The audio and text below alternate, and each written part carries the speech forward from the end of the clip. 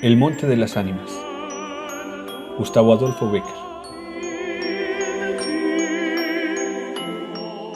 La noche de difuntos me despertó a no sé qué hora el doble de las campanas. Su tañido monótono y eterno me trajo a las mientes esta tradición que oí hace poco en Soria. Intenté dormir de nuevo. Imposible. Una vez aguijoneada la imaginación es un caballo que se desboca y al que no sirve tirarlo de la rienda. Por pasar el rato, me decidí a escribirla como en efecto lo hice. A las 12 de la mañana, después de almorzar bien y con un cigarro en la boca, no le hará mucho efecto a los lectores del Contemporáneo. Yo la oí en el mismo lugar que acaeció y la he escrito volviendo algunas veces la cabeza con miedo cuando sentía crujir los cristales de mi balcón, estremecidos por el aire de la noche. Sea de ello lo que quiera, allá va, como el caballo de copas. Atados los perros, haced la señal con las trompas para que se reúnan los cazadores y demos la vuelta a la ciudad. La noche se acerca, es día de todos los santos y estamos en el Monte de las Ánimas. ¿Tan pronto? A ser otro día, no llegará yo de concluir con ese rebaño de lobos que las nieves del Moncayo han arrojado de sus madrigueras, pero hoy es imposible. Dentro de poco sonará la oración de los templarios y las ánimas de los difuntos comenzarán a tañer su campana en la campanilla del monte. ¿En esa campanilla ruinosa? Ah, ¿quieres asustarme? No, hermosa prima. Tú ignoras cuánto sucede en este país, porque aún no hace un año que has venido a él desde muy lejos. Refrena tu yegua. Yo también pondré la mía al paso, y mientras dure el camino te contaré esa historia. Los pajes se reunieron en alegres y bulliciosos grupos. Los condes de Borges y de Alcudiel montaron en sus magníficos caballos, y todos juntos siguieron a sus hijos Beatriz y Alonso, que precedían a la comitiva a bastante distancia. Mientras duraba el camino, Alonso narró en estos términos la prometida historia. Ese monte que hoy llaman de las Ánimas pertenecía a los templarios, cuyo convento ves allí, a la margen del río. Los templarios eran guerreros y religiosos a la vez. Conquistada Soria a los árabes, el rey los hizo venir de lejanas tierras para defender la ciudad por parte del puente, haciendo en ello notable agravio de sus nobles de Castilla, que así hubieran solos sabido defenderla como solos la conquistaron. Entre los caballeros de la nueva y poderosa orden y los hidalgos de la ciudad fermentó por algunos años, y estalló al fin un odio profundo. Los primeros tenían acotado ese monte, donde reservaban casa abundante para satisfacer sus necesidades y contribuir a sus placeres.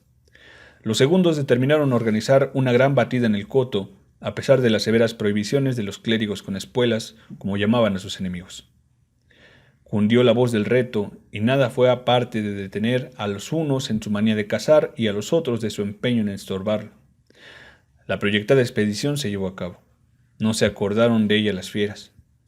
Antes la tendrían presente tantas madres como arrastraron sendos lutos por sus hijos. Aquello no fue una cacería, fue una batalla espantosa.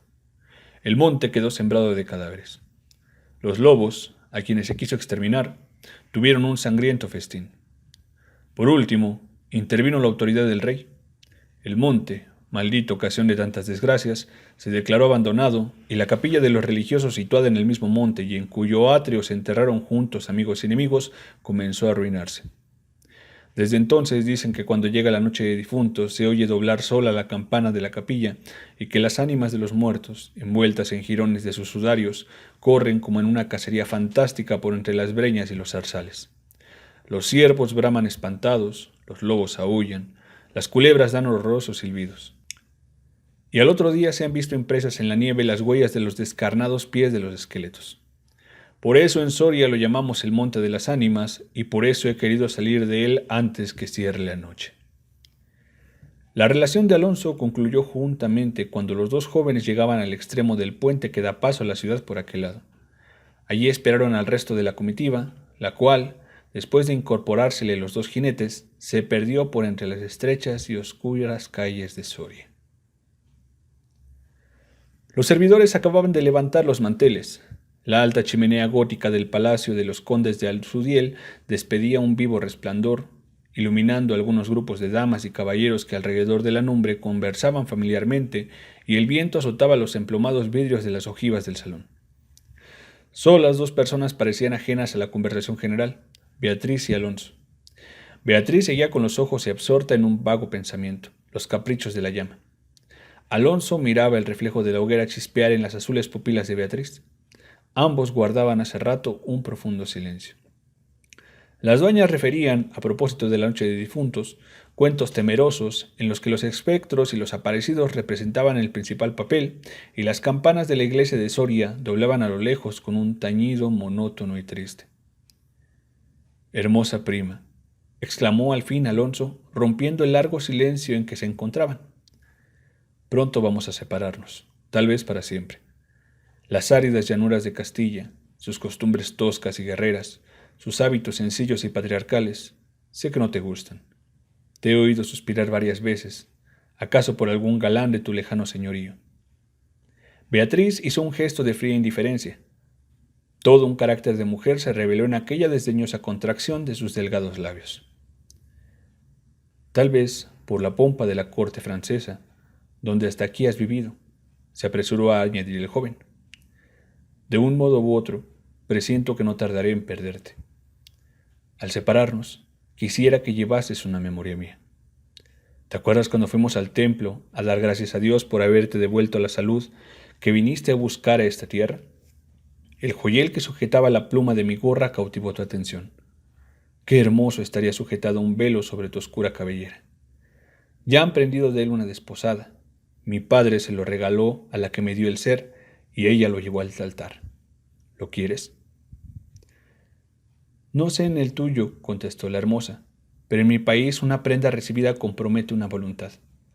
Solo en un día de ceremonia debe aceptarse un presente de manos de un deuda, que aún puede ir a Roma sin volver con las manos vacías. El acento helado con que Beatriz pronunció estas palabras turbó un momento al joven, que después de serenarse dijo con tristeza: Lo sé, prima, pero hoy se celebran todos los santos y el tuyo entre todos. Hoy es día de ceremonias y presentes. ¿Quieres aceptar el mío?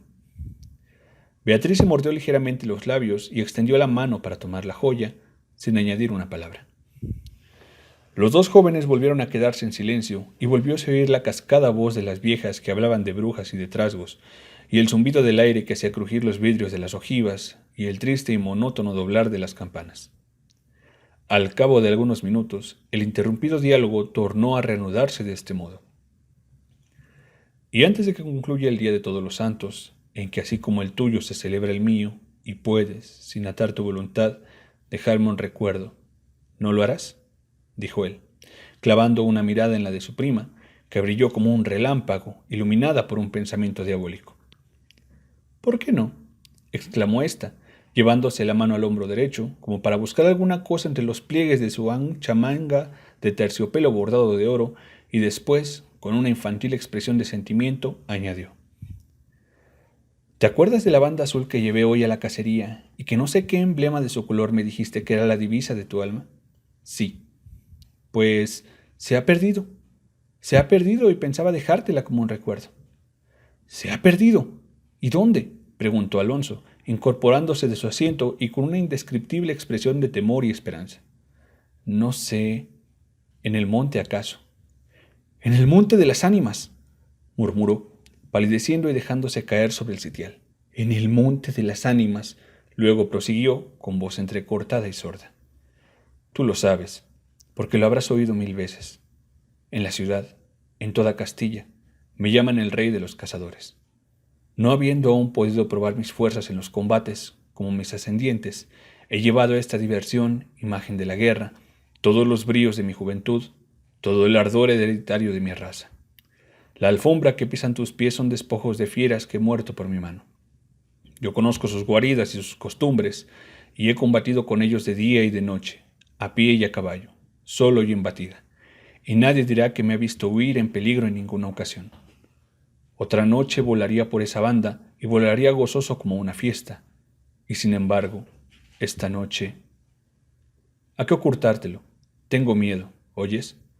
Las campanas doblan, la oración ha sonado en San Juan del Duero. Las ánimas del monte comenzarán ahora a levantar sus amarillentos cráneos entre las malezas que cubren sus fosas. Las ánimas, cuya sola vista puede helar de terror la sangre del más valiente, tornar sus cabellos blancos o arrebatarlo en el torbellino de su fantástica carrera como una hoja que arrasa el viento sin que sepa dónde. Mientras el joven hablaba, una sonrisa imperceptible se dibujó en los labios de Beatriz, que, cuando hubo concluido, exclamó en un tono indiferente, y mientras atizaba el fuego del hogar, donde saltaba y crujía la leña, arrojando chispas de mil colores. «Oh, eso de ningún modo. ¡Qué locura! Ir ahora al monte por semejante friolera. Una noche tan oscura, noche de difuntos, y cuajado el camino de lobos». Al decir esta última frase, la recargó de un modo tan especial que Alonso no pudo menos que comprender toda su amarga ironía. Movido como por un resorte, se puso en pie, se pasó la mano por la frente, como para arrancarse el miedo que estaba en su cabeza y no en su corazón, y con voz firme exclamó, dirigiéndose a la hermosa, que estaba aún inclinada sobre el hogar, entreteniéndose en revolver el fuego. «Adiós, Beatriz, adiós, hasta pronto». «Alonso, Alonso», dijo ésta volviéndose con rapidez, pero cuando quiso o aparentó querer detenerlo, el joven había desaparecido.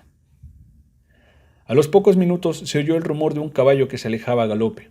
La hermosa, con una radiante expresión de orgullo satisfecho que coloreó sus mejillas, prestó oído a aquel rumor que se debilitaba, que se perdía, que se desvaneció por último. Las viejas, en tanto, continuaban con sus cuentos de ánimas aparecidas.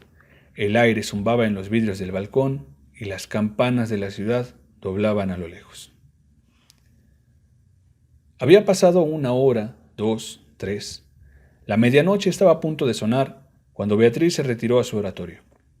Alonso no volvía, y, a querer, en menos de 1 hora, pudiera haberlo hecho. «Habrá tenido miedo», exclamó la joven, cerrando su libro de oraciones, y encaminóse a su lecho. Después de haber intentado inútilmente murmurar algunos de los rezos que la iglesia consagra en el día de difuntos a los que ya no existen. Después de haber apagado la lámpara y cruzado las dobles cortinas de seda, se durmió. Se durmió con un sueño inquieto, ligero, nervioso. Las 12 sonaron en el reloj del póstigo. Beatriz oyó entre sueños las vibraciones de las campanas, lentas, sordas, tristísimas, y entreabrió los ojos. Creía haber oído, a par de ellas, pronunciar su nombre, pero lejos, muy lejos, y por una voz ahogada y doliente. El viento gemía en los vidrios de la ventana. «Será el viento», dijo, y poniéndose la mano sobre su corazón, procuró tranquilizarse. Pero su corazón latía cada vez con más violencia. Las puertas del herce de oratorio habían crujido sobre sus goznes con chirrido agudo, prolongado y estridente. Primero unas y luego las otras más cercanas, todas las puertas que daban paso a su habitación iban sonando por su orden. Estas con un ruido sordo y grave, y aquellas con un lamento largo y crispador. Después, un silencio lleno de rumores extraños. El silencio de la medianoche. Lejanos ladridos de perros, voces confusas, palabras ininteligibles, ecos de pasos que van y vienen, crujir de ropas que arrastran, suspiros que se ahogan, respiraciones fatigosas que casi se siente, estremecimientos involuntarios que anuncian la presencia de algo que no se ve y cuya aproximación se nota, no obstante, en la oscuridad. Beatriz, inmóvil, temerosa, adelantó la cabeza fuera de las cortinas y escuchó un momento. Oía 1000 ruidos diversos. Se pasaba la mano por la frente, tornaba a escuchar. Nada, silencio. Veía, con esa fosforescencia de la pupila en las crisis nerviosas, como bultos que se movían en todas las direcciones, y cuando dilatándolas las fijaba en un punto, nada. Oscuridad de las sombras impenetrables. «Bah», exclamó, volviendo a recostar su hermosa cabeza sobre la almohada de raso azul del lecho. «¿Soy yo tan miedosa como esas pobres gentes cuyo corazón palpita de terror bajo una armadura al oír una conseja de aparecidos?» Y cerrando los ojos intentó dormir, pero en vano había hecho un esfuerzo sobre sí misma. Pronto volvió a incorporarse, más pálida, más inquieta, más aterrada. Ya no era una ilusión. Las colgaduras de brocado de la puerta habían rozado al separarse y unas pisadas lentas sonaban sobre la alfombra. El rumor de aquellas pisadas era sordo, casi imperceptible, pero continuado, y a su compás se oía crujir una cosa como madera o hueso, y se acercaban, y se movió el reclinatorio que estaba a la orilla de su lecho. Beatriz lanzó un grito agudo, y rebujándose en la ropa que la cubría, escondió la cabeza y contuvo el aliento. El aire azotaba los vidrios del balcón. El agua de la fuente lejana caía y caía con un rumor eterno y monótono. Los ladridos de los perros se dilataban en las ráfagas de aire y las campanas de la ciudad de Soria, unas cerca y otras distantes, doblaban tristemente por las ánimas de los difuntos. Así pasó una hora, dos, la noche, un siglo, porque la noche aquella pareció eterna a Beatriz.